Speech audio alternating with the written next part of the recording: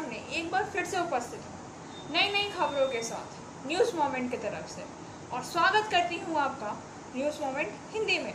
तो चलते हैं खबरों की तरफ।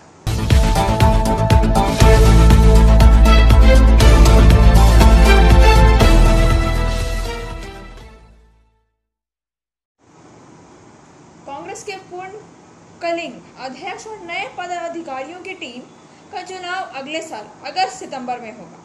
शनिवार को कांग्रेस कार्य समिति की बैठक के बाद कांग्रेस के पूर्णकालिक अध्यक्ष और नए पदाधिकारियों की टीम का चुनाव अगले साल अगस्त-सितंबर में होगा। शनिवार को कांग्रेस कार्य समिति की बैठक के बाद राष्ट्रपति चुनाव 21 अगस्त से 20 सितंबर के बीच होंगे, जिसमें ब्लॉक स्तर और पीसीसी स्तर के चुनाव क्रमशः 16 अप्रैल से 21 मई और 21 जुलाई से 20 अगस्त के बीच होंगे। सोनिया गांधी, जो 2019 में राहुल गांधी के इस्तीफे के बाद से अंतरिम अध्यक्ष के हैं, सदस्यता अभियान और आंतरिक चुनाव समाप्त होने पर उस पद पर बने रहने की उम्मीद है। सूत्रों ने पहले ही कहा था कि CWC अकाल्पनिक चुनाव का विकल्प चुनेगी, क्योंकि कई लोगों को लगता है कि पार्टी का ध्यान अगले साल पंजाब, गुजरात, उत्तर प्रदेश, गोवा और अन्य राज्यों के चुनाव पर होना चाहिए, और एक अंतरिम नेता का जारी मुद्दा केवल उन चुनावों की तैयारी के प्रयास में बाधा है। सूत्रों ने कहा था कि CWC का भारी बहुमत इसलिए सदस्यता अभियान और आंतरिक जमीनी से ऊपर चुनाव चाहते हैं, ताकि पूर्णकालीन अध्यक्ष का चयन किया जा सके, न कि दिसंबर 2022 तक। हालांकि यह याद रखना महत्वपूर्ण है कि कांग्रेस के आंतरिक चुनाव से पहले गोवा, पंजाब, यूपी, उत्तराखंड और मणिपुर में मतदान होना है। संगठनात्मक चुनाव और पार्टी के नेतृत्व में बदलाव आंतरिक आलोचकों की लंबे समय से चल रही मांगे, जिसमें G23 शामिल है। वरिष्ठ नेता, जिन्होंने पिछले साल पहली बार व्यापक बदलाव के लिए लिखा था, उन्होंने कहा, सबसे ऊपर इसके लिए आत्मनियंत्रण और अनुशासन की आवश्यकता है। मैं इस तथ्यों के प्रति पूरी तरह सचेत हूं। जब से CWC ने मुझे 2019 में इस क्षमता में लौटने के लिए कहा था, तब से मैं अंतरिम कांग्रेस अध्यक्ष रही हूं। महामारी की चपेट में आने से पहले इस साल जून के लिए निर्धारित है, श्रीमती गांधी ने कहा है। आज एक बार और सभी के लिए स्पष्टता लाने का अवसर है।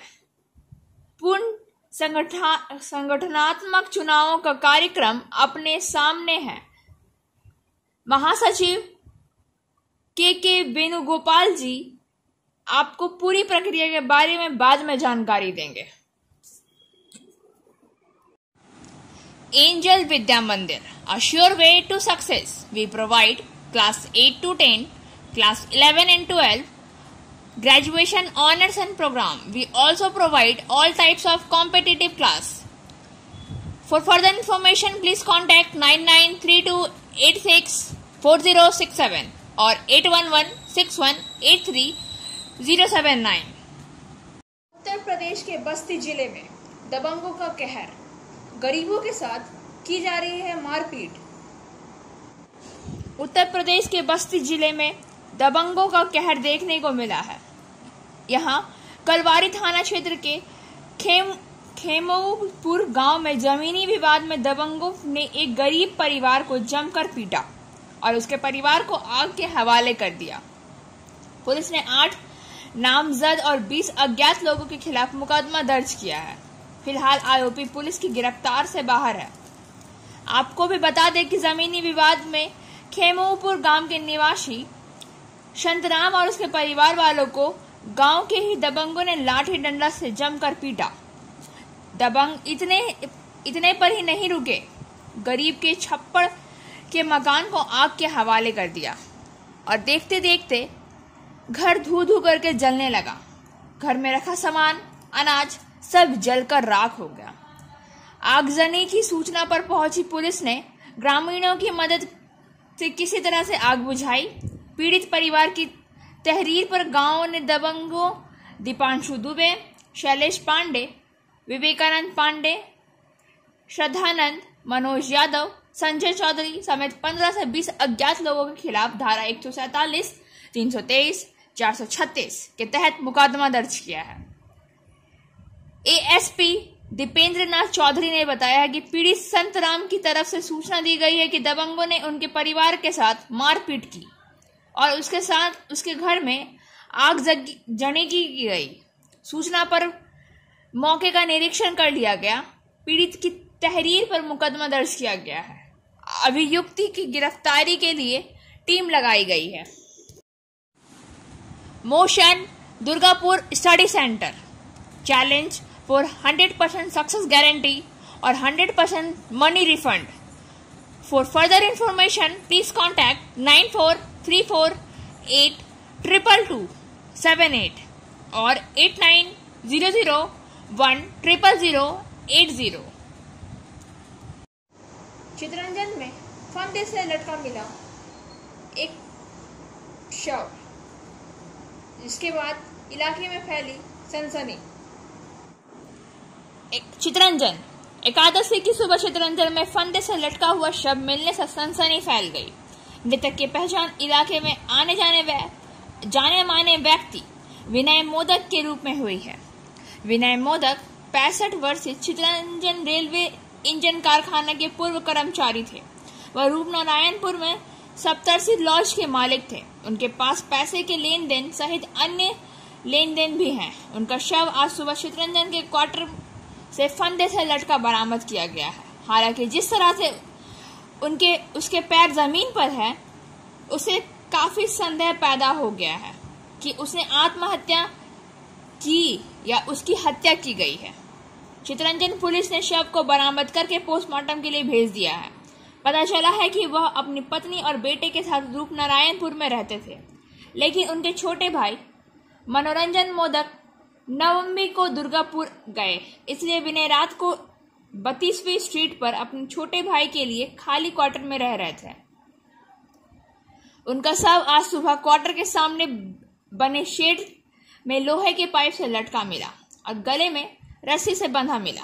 क्वार्टर का दरवाजा अंदर से बंद था और बाहर का गेट अंदर से बंद था। घटना की खबर मिलते ही मृतक विनय बाबू का छोटा भाई सुबह दुर्गापुर से लौटा। उन्होंने पुलिस में अप्राकृतिक मौत की शिकायत दर्ज कराई है, लेकिन वहां उन्होंने कहा है कि उनके भैया कुछ समय से बीमार थे, मानसिक अवसाद से पीड़ित भी थे। पुलिस हर पहलू की जांच कर रही है। Coaching for medical NEET and entrance exam by D.K. Lal sir. For further information, please contact 9832829475. Barabani block में दुर्गा पूजा। बाराबनी ब्लॉक की दुर्गा पूजा में रेलवे पूजा की दुर्गा पूजा 7 गांवों के 7 गांवों में वितरित की जाती है, जहां वेस्ट बैंक को आधिकारिक रूप से वितरित किया जाता है।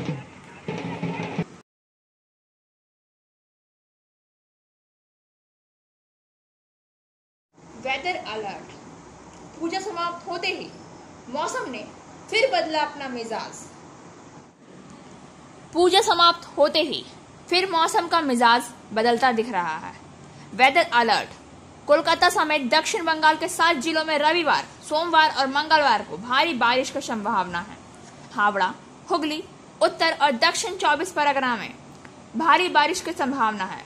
पूर्वी और पश्चिमी मिदनापुर में भी भारी बारिश होगी। मंगलवार को दक्षिण 24 परगना, पूर्वी मिदनापुर में भारी बारिश की संभावना है। लगातार बारिश में फिर आफत बदहाली का अंदेशा। द्वादशी में कोलकाता समेत दक्षिण बंगाल के कई जिलों में तेज हवाएं चल सकती हैं। मछुआरों के गहरे समुद्र में प्रवेश पर प्रतिबंध लगा दिया गया है। अगर तेज बारिश होती है तो लक्ष्मी पूजा से पहले फिर से सब्जियां होने का खतरा रहता है। धान को भी नुकसान हो सकता है। 10वीं पर बाकई छिटपुट बारिश का पूर्वानुमान था। मौसम विभाग के मुताबिक दक्षिण बंगाल में वीकेंड पर बारिश की संभावना है। उत्तरी अंडमान सागर में डिप्रेशन बना हुआ है जिसकी दिशा उड़ीसा आंध्र तट की है। हालांकि इसका बंगाल पर सीधा असर नहीं पड़ा है, लेकिन पूजा के दिनों में हल्की से मध्यम बारिश की संभावना थी। इससे पहले मौसम विभाग ने ऐसा कहा था।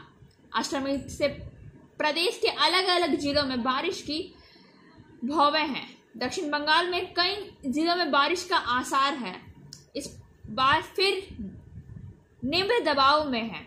फिर बारिश का अनुमान। सब्जियां उत्पादक व विक्रेता चिंतित हैं।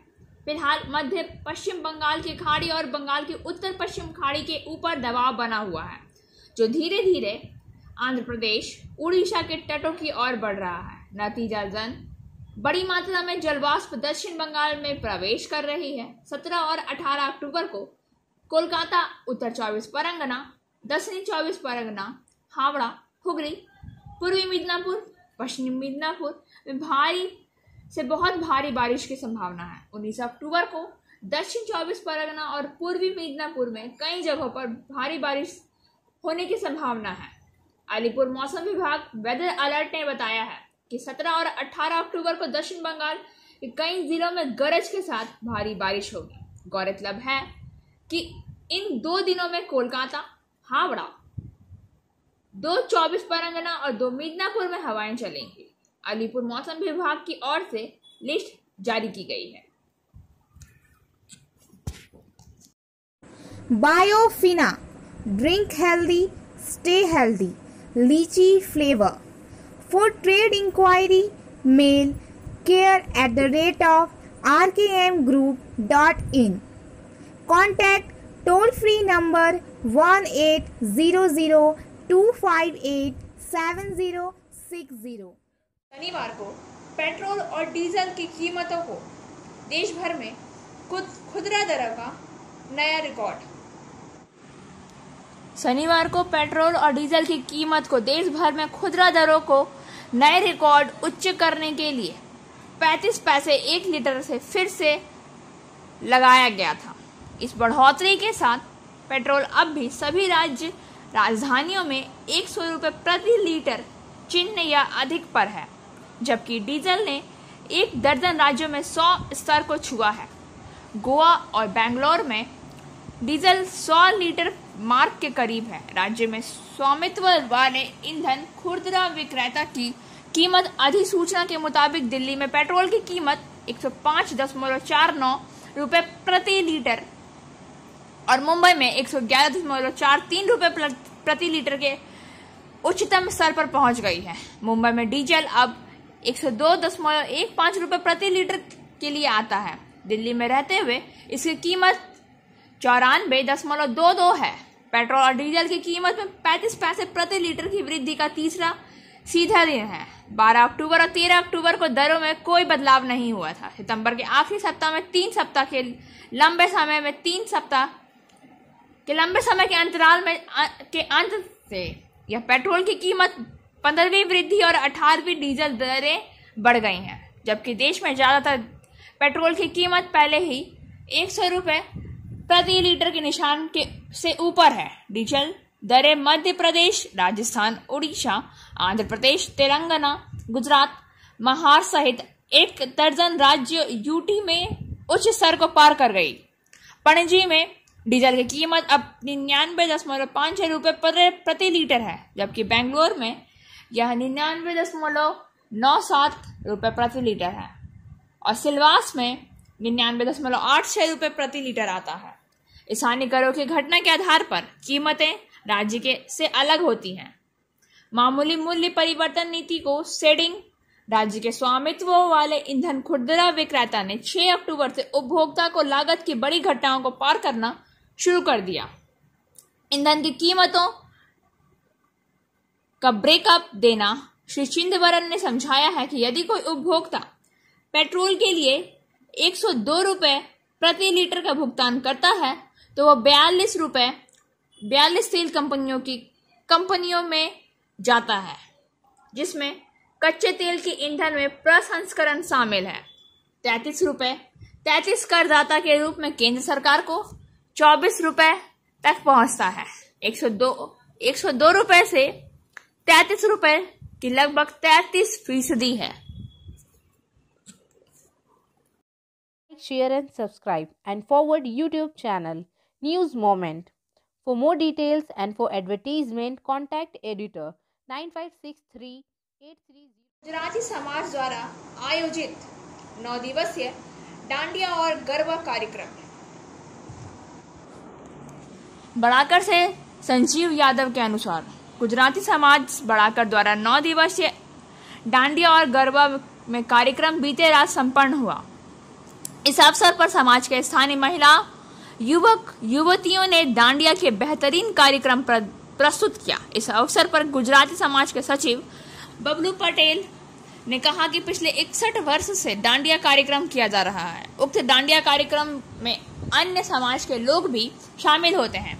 इस अवसर पर बढ़ाकर चैम्बर ऑफ कॉमर्स के अध्यक्ष शिव कुमार अग्रवाल ने कहा, गुजराती समाज आज भारत में ही नहीं बल्कि पूरे विश्व में अपने समाज की कला बनाए है।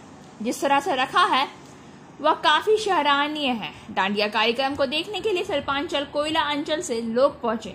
इस अवसर पर समाज की ओर से उपस्थित अतिथियों को बुके देकर सम्मानित किया गया।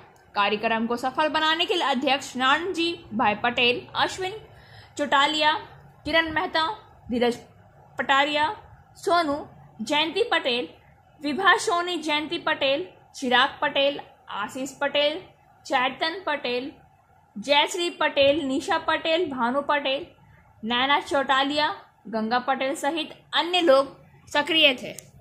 बढ़ाकर के हाट तल्ला में दुर्गा पूजा और मां दुर्गा की मूर्ति का विसर्जन काफी हर्षोल्लास और शांतिपूर्वक हुआ संपन्न।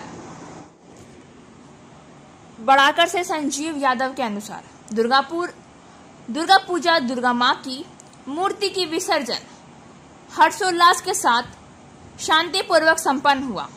बढ़ाकर से के हाट तल्ला से सार्वजनिक दुर्गा पूजा, मुखर्जी दुर्गा पूजा, लाखियाबाद दुर्गा पूजा और नागवंशी दुर्गा पूजा की प्रतिमा बीते रात धूमधाम से गाने बाजे के साथ बढ़ाकर नदी तट पर विसर्जन किया गया। इसके साथ पूर्वक स्थानीय कमेटी सदस्य और लोगों ने मां की आशीर्वाद लेकर विदाई दी, जबकि महिलाओं ने एक दूसरे को बधाइयां देते हुए सिंदूर लगाए। दूसरी ओर अखाड़ा कमेटी की ओर से सामाजिक और प्रतिष्ठित लोगों को भी अखाड़ा कमेटी के उस्तादों को पगड़ी देकर सम्मानित किया गया। इस अवसर पर श्री श्री महावीर अखाड़ा नवयुवक संघ ग्वालापट्टी की ओर से अखाड़ा कमेटी अध्यक्ष सह ग्रीन पॉइंट एकेडमी के निदेशक डॉक्टर राम बालक Sharma, Barakar chamber of commerce के अध्यक्ष शिव कुमार अग्रवाल, डॉक्टर मुरलीधर यादव, ललन रॉय, मनोहर यादव, महेंद्र यादव, राजा भगत के अलावा कुल्टी अशीम मजुमदार को पगड़ी देकर सम्मानित किया गया। गाइस के अलावा रामधारी यादव, पूर्व पार्षद ललन सिंह, अभिषेक सिंह, नरेंद्र लोहिया, भरत साव, रामेश्वर भगत, दीपक झा, धर्मेंद्र यादव, किशोर साव, पप्पू भगत, सुरेन यादव, शंकर यादव, राजा यादव, सोनू साव सहित अन्य लोगों को फूलों की माला देकर सम्मानित किया गया। मंच का संचालन संजीव यादव ने किया। इसके पूर्व अखाड़ा कमेटी के संयोजक स्वर्गीय राजनारायण यादव की तस्वीर पर उपस्थित सभी लोगों ने पुष्पांजलि देकर 1 मिनट का मौन रखा।